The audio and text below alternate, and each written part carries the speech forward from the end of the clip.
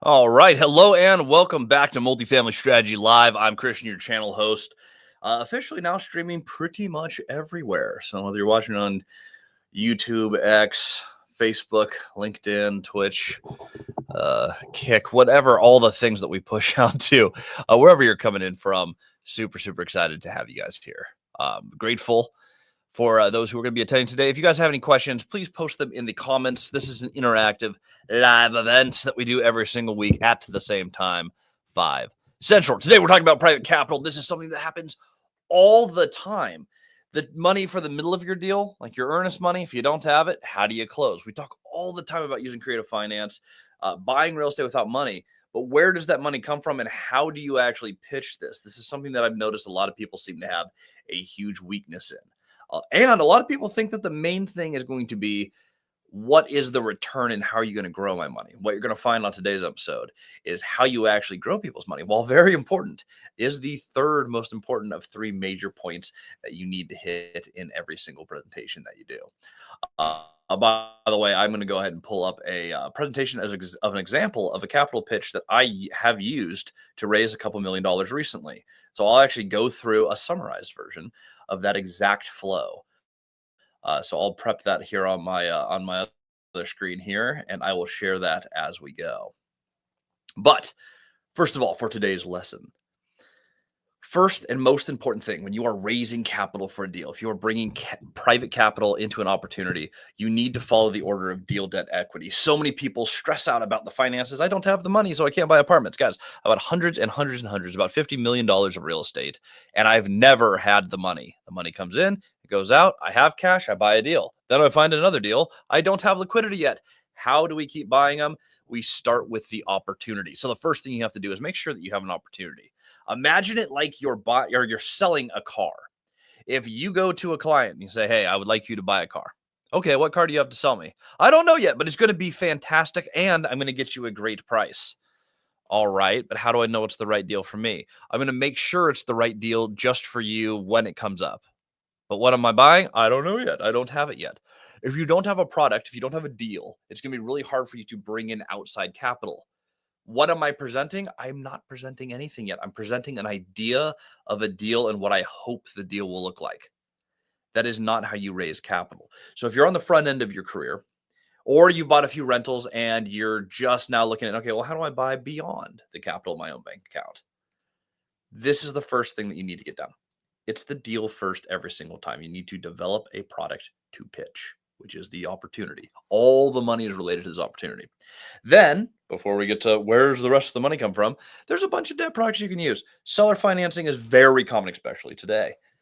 Seller financing is a fantastic way that you can come in and you can buy properties low to no money down. Is it seller financeable? Yes or no? We need to know this. Is it an option? Bank financing, DSCR loans, private capital. There's a ton of different debt products. While we're not going to go into all of them here today, just know it's like a drop-down box. You click it and you go, okay, what are the available options? Let's pick the one that sounds best. That's typically going to be anywhere between 70 to 100% of the money that you need for your deal. And yes, I've done 100% seller finance deals. You could buy this $0 down and be done, which is why we don't worry about the capital first. Now, if there's remaining capital, if a down payment's required, there's multiple ways to do this. You can do these as debt or equity. But when we start looking at the final phase of like, let's go raise capital, let's bring on either private debt or private equity, other owners into our deal to help close this. We have a lot of rules around this, and we always make sure we can buy that person out in the future. Eventually, I do want to own all of my real estate. Even if I can't close it without any partners today, I want a path to own it without any partners in the future. When I'm bringing these people in, I now have a product and a debt product. I have a deal. We're on the finish line. We need the last 30 to maybe 5% down. I now have my entire package put together. So how do we actually pitch for capital?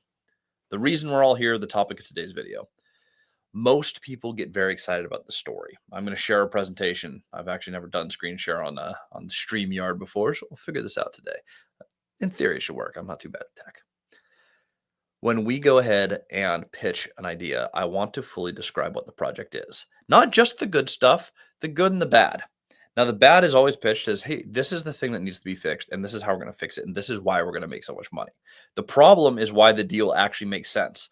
You have to be solving some problem for someone. So whatever you think the weaknesses are in the deal and the things that you plan to overcome, don't wait for them to sell themselves out of the deal. Present it as exactly what it is. We're going to solve these problems. There are problems. When we solve them, this is how we're making the money. You overcome 90% of the objections that are going to come up, and you let people get bought into the project. When you do a good job of telling the story of the deal and what your business plan is of it in an efficient, simple manner, which I will show you, if you do a good job telling the story, I am praying that the numbers look good because I already am sold. I want to be an investor in this. It's like, please tell me good news about this. I really want to hear a reason why I can invest in this epic building. I'm going to show you what we're doing on a 76 unit right now. We close in about 2 weeks from when I'm filming this. The story is about 90% of your actual capital pitch. You have to put it together right, and it's super easy to do. Number two, more important than the returns. If I'm investing money, I want to know that my money's safe. I don't want to lose capital. Investors know this. I do not want to lose money if I'm investing in you. More important than growing it, how do we protect the principal? I need to be able to explain how they're backed, what they are investing in, why it is secure. And I need them to feel, okay, well, our position in this deal today is adequate so that if anything were to happen, at least my original capital is safe. Then we move to number three. Now that they're bought into the deal, they feel comfortable with the deal. Now we can present, here's the returns and here's how we plan to get everyone paid. So without further ado, let's go into an example presentation.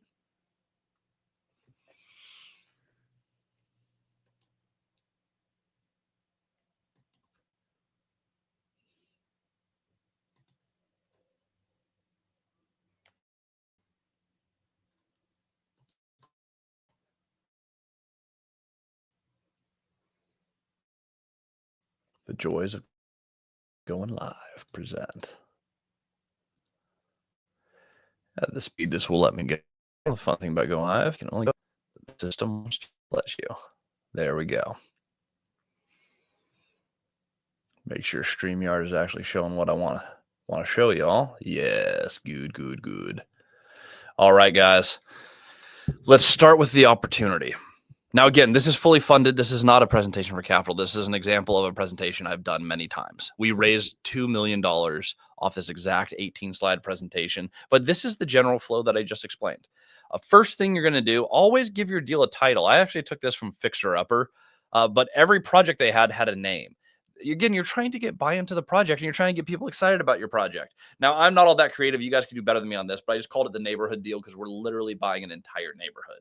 They're all fourplexes in a giant circle on 13.5 acres. They look exactly like this. Roofs, 2 stories, big units, single car garages, driveways, paved parking, the whole 9 yards. In fact, on satellite view, it is literally an entire neighborhood. And because there's a lot of 3 and 4 bedrooms, there's a ton of kids who live here. This is a family safe area, one point of access. You come in, it's a secluded area in the heart of Stephenville, Texas. Now, not only is this a 76 unit deal that is stabilized and cash flowing day one, I already own 95 other units in the same town. In fact, just today, put in an offer on another 84. I love this town. I am heavily involved in this town. All of our systems are in the town of Stephenville, Texas. The project itself is LIHTC, which I'll go into in a later slide, by the way. But that's part of why we will make so much money on this deal is because it's one of the only 3 LIHTC buildings in Stephenville, and I already own one, and I'm already operating exactly like this in Stephenville, Texas, about like 4 or 5 blocks away, 44 units. Also, all fourplexes in a circle on a fairly high acreage campus. This is just a slightly larger version of something we've already executed very successfully. It's in Stephenville, Texas, built in 2004. This is the type of stuff that we love buying. Now, by the way, Since we're not closed yet, I will skip a few of the slides on as far as what price we negotiated and how we valued stuff. I'm going to stick to the presentation because the goal is to show you how to pitch capital. Again, this is not a presentation for capital. This is a fully funded and about to close deal. But lots of pictures are great. Show the interior, show the exterior, show satellite view, explain the deal. By this point, you're looking at these nice big units, open floor plans, 2 stories, simple maintenance.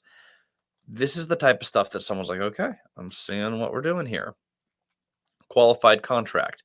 There is a way to exit out of some of the land restrictions. Again, this slide is just to bring up the problems with the deal. It's rent restricted and our business plan to overcome them. So people are like, well, how are you going to raise rent over time? Well, we do have a method and it's not going to be a year 1 or 2 thing, but we do have a process that we can execute in order to get this property where it needs to be. In Texas, for affordable housing, there's a path to 50% off property taxes. Here is how we're doing our renovation budgets. Now I'm getting into the numbers and the security of the investment. And then you talk about the actual project. Where are we investing? Tarleton University, the #1 fastest growing college in the United States. They are going from 23 to 30,000 students. Applications are up 80% this year. However, we're not relying on just one school to carry us. While that is a fantastic driver down here, there is a lot of production for oil field products, for light manufacturing, for heavy manufacturing. Amazon's just about to finish their distribution center down here. And behind all of it, heart of the Texas dairy industry. Second largest rodeo in the state is held here, I believe, as well. So you have a lot of culture, you have a fantastic town, and the thing looks freaking fantastic. If you guys have been through Texas, there's some dusty old towns there, and then there's some really cool ones. This happens to be one of the ones that's really cool. You have those classic 100-year-old limestone buildings and really awesome modern renovations to the inside of a lot of the buildings. So you have a very modern take on a historic Texas town. It's really fun, lots of culture, and again, really a lot of drive from that local university. Population growth over time in the last 115 years, it's only ever gone up. It's great news. Great news for anyone who is investing in the area. And this does not take into account all of the college students. If you look at the exponential growth of the university since it went Division I in sports just a few years ago, this graph looks way, way better. This is the type of stuff I like to invest in. What do we provide? Housing for humans. I want humans to want to live here. The demand curve is going up. We're not building enough housing in Stephenville, so I'm doing everything I can to open every space that we can and do the best we can to use the existing inventory. But it does have some upward pressure on pricing in any economy when you have all these people moving in and you don't have enough new buildings coming available. We'll go through rent comps. We'll go through valuation. Again, I'm gonna speed through these. A big thing that we're doing is because I have the property management company in the market, our net operating income is going to increase quite a bit. I don't need as much on-site staff. I need some on-site staff. A few other cost-saving things throughout our operation plan, but we are doing our valuation as such. We have a path on how we plan to get $10 million plus. So I talk about the team members on this and how we're putting it together, what Caleb and I have accomplished. And then we wrap up with investor returns, the total raise, which maxes at $2.35 million. 2 is already raised, which is closable, by the way. We don't need more capital. We're allowed to close at that raise. And I always end with a disclaimer. If you're going to do these pitch decks, you don't want to accidentally create a security. I always end with a disclaimer. Hey, this is a representation of the offer. This is not a literal offer to invest. This is a summary of a deal and how it's going to be structured. If you were an investor and this was an active deal and you were interested, you're going to have to read the actual legal docs and disclosures and operating agreement before coming to a decision. This is called a CYA, cover your butt. Include these every time you do these. Do not solicit for capital unless you're structured as a syndication, which this one happens to be. But people do have a habit of marketing for capital without doing so correctly. Always include a disclaimer. It's not an official offer, and never advertise as, hey, this is an offer to invest in a deal unless you are specifically a 506C filed with the SEC, which will not be most of your deals. There we go, guys. That's raising capital. You come in, you tell the story of the property first. Talk about the business plan, talk about the security. Someone needs to feel like, okay, if I park money here, money's safe. Business plan's safe. The operators are safe. In sales, there's three tens that you need to get to. This is straight from Jordan Belfort, by the way. But three tens that you need to get any client to say yes. This is true of pitching for capital. They need to believe in the product, which in this case is the building and the business plan. They need to believe in the company, which is you and your team. And on a larger project, sometimes it's just you. But on a larger project, often there's multiple members, which is why I have those slides on this is who's operating, our experience. I always include those in the presentation. And third, they need to actually trust you. If you are not a trustworthy individual or you have a lot of trouble communicating confidently, that is the skill to work on. Anyone can learn it. Easiest way to practice, go out, order a Starbucks, have a conversation with a barista. And if you realize partway through, wow, I'm really awkward. Good. That's good to know. You should start working on it.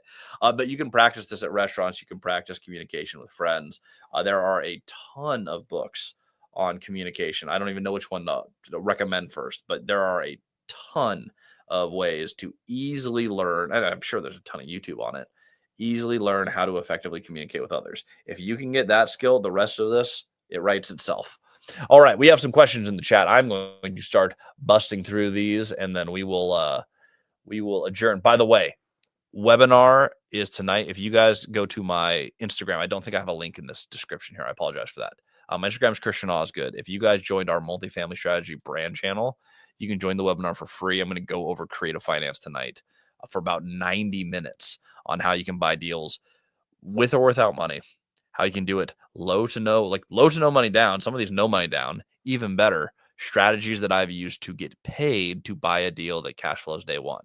You can actually get paid to do the work to find the deal, find the debt, find the equity, line up the three, push all the way through to close. You can get paid on the close, and you can increase your income for life. If you want to know how to do that, register for the webinar. I apologize for not slipping the link in there, but you can go to Instagram at Christian Osgood.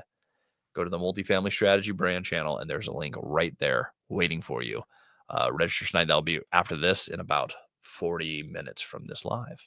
All right.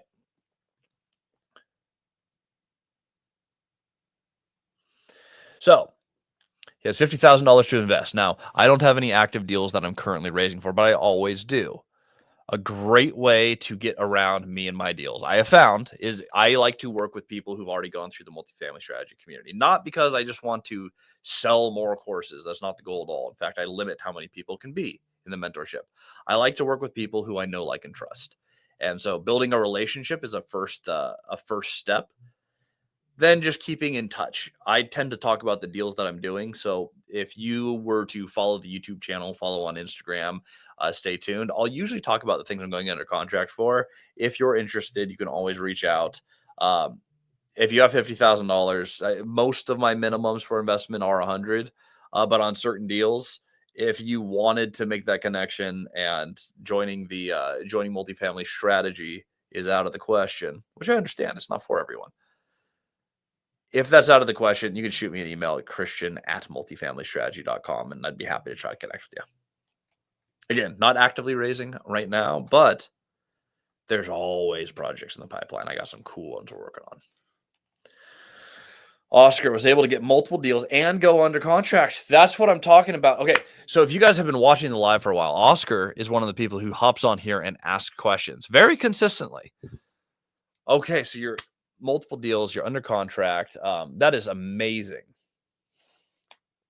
Everyone should buy. My camera's right in front of this. Everyone should buy the mentorship. I didn't pay him to say that. Even if you already have properties, because Oscar, that means so much to hear. I love multifamily strategy. The stuff the community is knocking out is amazing. Oscar, if you can do me a favor, shoot me a text or shoot me an email, either one. Let me know more about the deal that you're under contract for. I would love to see it and see a picture for that, because I don't know that I have. I'm trying to remember what that one looks like, and it's not coming to mind. But shoot me a text with a couple pictures of that one so I remember. But dude, super exciting. Congratulations. Why do sellers ask for proof of funds? Is it a sneaky strategy that they use to find out how much you have? No, what sellers want to know is that you're able to close. They don't want to go under contract for someone who's not able to put the money together. And so this comes down to that communication skill we're talking about, the ability to communicate clearly to another individual. It's basically saying, hey, I don't know you well enough. I don't trust you. I need to know that you have the money. Now, as you get into mid-size, like on small multifamily and single family, yeah, they're going to want it more often. When you get into larger or mid-size multifamily, so I'm talking like 10 units up, proof of funds becomes less of an issue because most people don't have the funds on them at the time. They're going to be lining up money. They're going to be finding partners. So you're more looking at a normal broker is going to look at, okay, who is the operating team? I want to look at your resume more than I need a proof of funds because you probably don't have the money right now. If you're looking at a property that's a few $100,000 down, a lot of people who buy those buildings, myself included, are not always liquid that amount right now. It is super annoying though. We have a deal in the mentorship. My buddy Chris is working on his second deal in maybe third in OKC. I can't remember what his first deal was, but he's working on another deal in Oklahoma City. It's 14 units, and the broker is getting in the way because they're stuck on proof of funds. He actually has more than half the funds available. So he can show them a lot of money, a business plan. He can show them experience. He can show that he's already operated this type of deal and closed on this type of deal right down the street. The broker's still like, oh, well, we require proof of funds. I think the broker's probably why the deal's been on market for over 100 days. It's a good deal. It's sitting there on market. It's a doable deal. I think they're preventing people from going under contract. It's more of a residential broker thing. As you get a little bit larger, you'll see less and less of it. It's one of my biggest. It drives me nuts. It drives me nuts. So yeah, I absolutely agree with you. It is stupid and unnecessary. Proof of funds before you go under contract for a building. This goes to what I started with here. That you don't have a product to sell, so you wouldn't have started a capital raise before you're under contract for a deal. That's insane. What am I raising for? What does my pitch deck look like? My first half of the presentation is blank. I'm going to find a deal. I think it's probably going to, if I was to try to do this, I've been trying to buy in Waco, Texas for a while. I'm not under contract yet, but I'm really close on the deal. I'm really hoping it comes together. It's between me and one other buyer. So right now, straight up 50-50. But if I was communicating this without a deal in hand, I'd be telling people, hey guys, I'm committed to buying a deal in Waco. It's going to be Waco, Texas. It's going to be somewhere from 20 to 90 units. I don't have enough to present. I don't know what the deal is. I can't get people excited about something that doesn't exist. My $2 million to close this thing. Who walks around with $2 million in the bank? Even rich people don't walk around with that just sitting there liquid, ready to deploy. Unless you're doing a big 1031, that's ridiculous. I think they're stupid. They're not relevant to closing at all. I don't know why brokers do that. I think it's a residential thing. All right. From Kick. Awesome. I did my first time streaming on Kick. And so this is fun. Fun that we're actually having anyone push through from there. This is, of course, just an ad from Kick, but I'm glad that the integration works and actually shows up here. So good news. Not relevant, but good news, guys. We're streaming everywhere now officially. I love it. How do you find investors? Great question. Best way in the world, in my opinion, because these are free or low cost almost everywhere. Go to a local real estate meetup. I'm relaunching mine, by the way. I've made the commitment. I'm going to do it. We're going to go back to monthly. We're going to do the owner meeting. I'm going to kick it off in Dallas, and we are going to rock it. I lose money on it every time. I'm okay to lose money on these every time because they're free, and I spend a bunch of money to get everyone out there to have a catered event and to do this thing right. I'm running mine in Dallas. It'll be once a month. I'm going to come up with the official schedule, and I'm going to run it indefinitely at Manhattan Project. They have an amazing space in the back of the brewery. Fantastic for presenting. And Dallas is not known for having a lot of good beer. Manhattan Project is the exception. I am not sponsored by them, though one day, possibly. They are fantastic. I'm from Seattle. Washington State does know how to grow hops and make beer. I have never had as good a beer as they serve Manhattan Project. That is a wonderful, wonderful brewery. And we host our events there. So if you're in Dallas, go there. If you're in Washington State, my friend Jan actually changed his name to John now. He's tired of being called Jan because Jan is spelled Jan. So John is he owns a group called Walry. It is the best investor network in Washington State by far. Incredible events. They have stuff north up in Seattle, and they have stuff down in Tacoma. I've always been a fan of the Tacoma one myself. Get around other people who are actively meeting up. Those people are all looking to connect. That's why they're showing up. It's the easiest, lowest hanging fruit. Join those. Join some Facebook groups. In fact, join our school community. This is free. I should post the link. I'll go find it here. If I have it up on this computer, I might not. But we have a multifamily strategy school community. If you go to any of my past YouTube videos, not the lives, but on the if you go to one of the school videos, or let me try again, my YouTube videos, the actual like filmed and edited ones, I have a link to that school community. Dive right on in there. While you're there, might as well like the video and subscribe to the channel. I'm just suggesting. But hop on multifamily strategy, click that link. Join the school community. There's over 1,000 people there. A lot of people, fun deals. We post live deals there, post our wins. I'm on that every single day. So you guys are more than welcome to join that. That is completely free. Unlike everyone else online, I don't need to monetize everything. I actually just like building community and seeing a whole bunch of deals go. So we're around to get proof of funds twice. Proof of funds, by the way, getting around proof of funds, I found that people ask for proof of funds about 25% of the time. And broker, and as you get a little bit larger, they ask less and less. So let's say for me, maybe 15% of the time. Of those, about half the time you can get around it because you just tell them the business plan. I just explain to them, hey, I'm going to be bringing in capital partners to this. This is the business plan for this. We are able to close here. Let's rock and roll. If you are confident, it usually works. If you don't know how to sound confident and actually feel confident when you're presenting, that's where brokers get really hesitant. They're like, I don't know. I really want to see. If you can convince them, hey, I'm a ready, able, and willing buyer. Let's rock and roll. Their job is to sell the seller. They should not be getting in the way of your transaction. You should be able to push through it at least half the time. On the rare occasion that proof of funds is going to be your objective or objection. What are some indicators of a property on the MLS listing or tax database open? Or is mom and pop owned?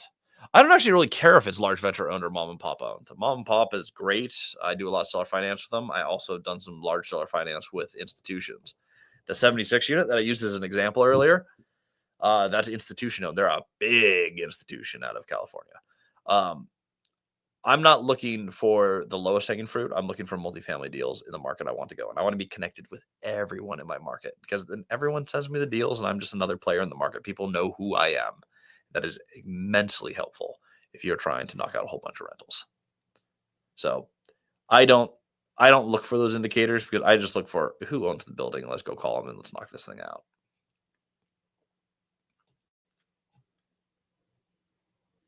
I think we've answered enough on proof of funds. I'll skip through. Any tips for finding owner contact info? Well, I have an app coming out next month. In fact, I forgot to pay for the we're launching the data thing. I have to go pay for the final piece of this app being launched. I am just about to launch the multifamily strategy app. Not only is it cheaper than every other data source out there, it does exactly what it needs to do. You can find any property in the US, click it, find the true owner, call the true owner, skip tracing up to, I believe it's up to 50. I'll double check that. You get a whole bunch of free skip traces every single month. It reloads. You can target your market. Now, if you want to use this as a batch downloader, you can also add credits and you can use this for traditional skip tracing. But this is designed to do my exact method. Dive into your market, click on the property, call the owner. You can also pull all this data into the calculator, which is already built into the app, and you can save your properties and use this as your own CRM. It is super simple. It costs less than half of what my nearest competitor cost.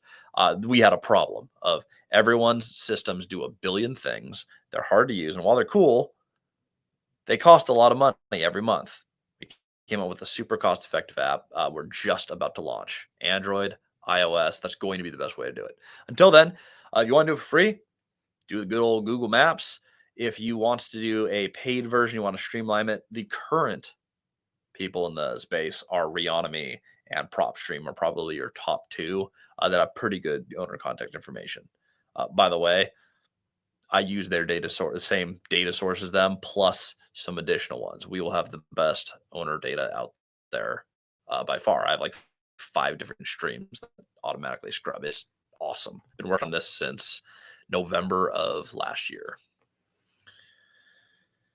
Where do you recommend we pitch investors for syndication? Same place. You're going to go to meetups. You're going to go to online communities. Now, if it's a 506C, you can publicly advertise it. If it's a 506B, that means friends and families and up to 35 unaccredited investors. If you're pitching a syndication, you can still talk about what you're working on, but you need to be really careful on how you post that online. I'd actually recommend you communicate with whatever lawyer filed your 506B filing before you go out and market and make sure they're in agreement with how you are advertising. How I have done it is I will host events talking about what I'm doing without soliciting capital, without asking for investors. I will just present my deal. However, I recognize I have the advantage of the like 15 channels I'm streaming to right now, Instagram, YouTube. I've been doing this for a long time. If you don't have a built-in audience, connecting with people within these groups and within these meetups and asking people, like legitimately asking, like, who do you know who would be interested?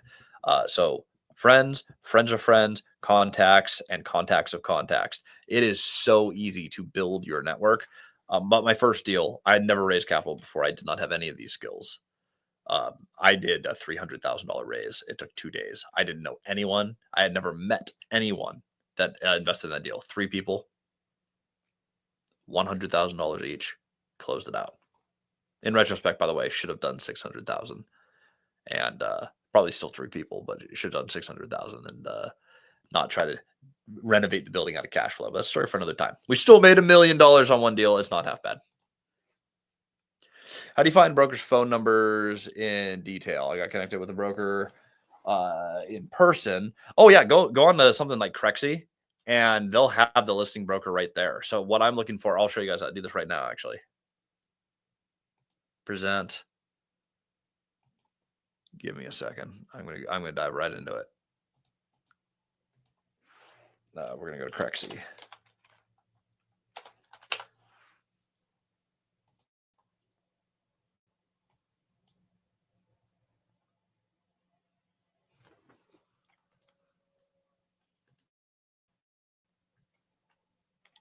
Cool. It's happening. It's loading. If it takes forever while I'm streaming, we'll skip. But okay, here's a great example. It actually just pulled from my history. This is a building I was looking at recently. By the way, could be a good deal for those interested. I'll manage this for you. This is about 20 minutes south of Stephenville in a town called Dublin. It's been on market for over a year. This building is cool. It's a historic building. It's in good location, good conditions, right downtown. But most of the building is down to the studs. So you have this one massive suite that is I think someone lived in the building who owned the building. So they basically turned to like a 2,000 square foot super suite, maybe a little bit gaudy, but I mean, crazy nice. But then you get to the rest of the building, which I will skip through here, and you're looking at a whole bunch of studs. Once I get through all these beautiful, nice pictures and ugly wallpaper, they have a second little teeny unit downstairs, then boom, studs, garage, storage space. You just have a shell of an old hotel. It has been indicated to me when I talk to the city that they are open to converting this to multifamily. Right now, it's zoned for mixed use, as multifamily is one of the uses. They're open to going solely multifamily. Figure that out in due diligence. You may be able to fit 25 units in here. I think you probably do 20 and go a little bit larger. But if you're coming in, I'm imagining this price is probably pretty squishy too. But let's say you came in at 700,000 and you were able to turn this into a 20 to 25 unit apartment complex downtown, and it's a cool looking building, could be a great deal. I want to contact this person. Guy's name's Eric Hayden. I can come right in and view their profile and see, okay, what else does this person list? How are they involved? But all of this stuff, their phone number, is all right there on any of the listing sites. That's how I get to know most brokers.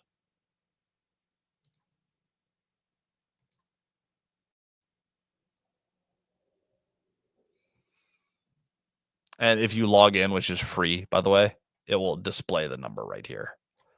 I'm not auto logged in here, and I will not waste a bunch of time on it live going through that process. But Sign up is completely free. Something like Crexy, LoopNet does the same thing, though I think LoopNet pushes you to a marketing number. This pushes you to the real phone, which is why I prefer Crexy to LoopNet. By the way, I worked for LoopNet for 4 years. I know a thing or two with that. All right, let's bust through a few more questions, then I got to go get prepped for that webinar.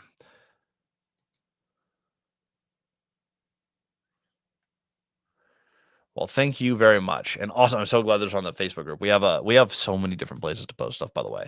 I've been putting the most energy into the school community. So for those of you guys who want to get involved now, a great place. We have like 2,000 members on the Facebook page, and I am still in there all the time. Um, so exciting, Oster. I'm so excited for you. Amazing job. Um, I'm just super happy that you're going on a contract, getting these things done. And that is the goal. Anyone who signs up for multifamily strategy, it's like a month of learning. Month 2 or 3, you're writing offers. 3 or 4, you're closing your first apartment building. It's like clockwork, but anyone can do this. I don't care if you have $0 in your bank account. Well, there's some money, but I don't care if you have less than $10,000 in your bank account. Get signed up, buy your next deal within 6 months. It's gonna be awesome.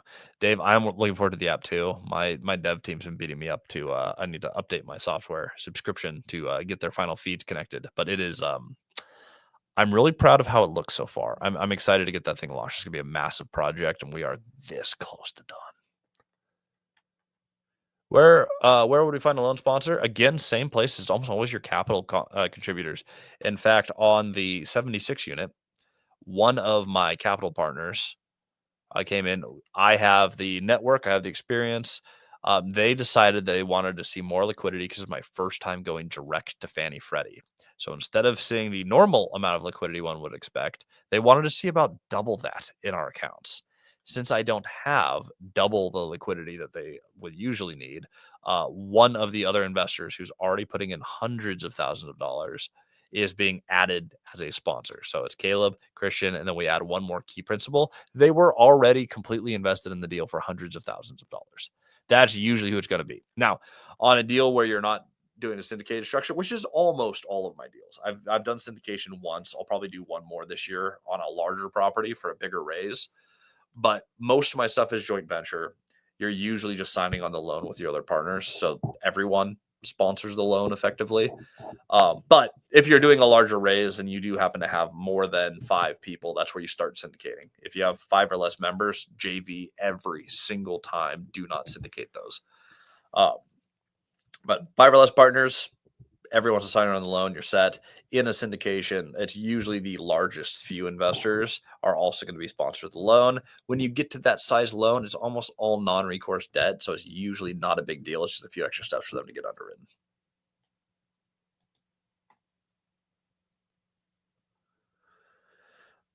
All right, we did it. We killed the questions. We got all the way through. Guys, this is raising private capital. I'm going to give you guys the takeaway, and then I'm going to go prep for the live again if you're here watching, or not live, the live, but the webinar Creative Finance. I got to go prep for 90 minutes of driving home the best of the best of Creative Finance. So, in recap, go in the order of deal, debt, equity. Make sure that you have a deal to pitch. Don't just come up with an imaginary deal. Don't pretend you're going to have a deal in some market. Have the deal locked up. Once you're under contract, the capital raise starts. The money will come to a good deal. People need to follow these 3 steps. They need to follow 1. Is the project exciting? And that is 90% of it. If they are ready to go and they want to invest, they're praying the numbers are great. 2, they want to make sure their principal is safe. They do not want to lose money. Don't let them lose money. Make sure they understand how much equity is in the deal and why their capital is safe. And 3, still very important, but the least important of the 3, how are you actually going to grow their money? And it is a return that lines up with their goals. If you're a yes across all 3, you have just raised capital. By the way, I'll end on this. I've raised over $20 million of private capital. No one trained me to do this. I just went out and found a deal, landed the debt product, did the equity. There's nothing special about me. I'm not some magical. There's not a magical skill set that I have. I learned how to do it, and if I was missing a skill, I found a mentor or I read a book. It's that simple. Everyone can do this. If you're feeling overwhelmed with capital, I promise you, the capital raise is the easiest part of the entire real estate process. Just keep it super simple. Deal, debt, equity, project, security, return. Keep it all in that order.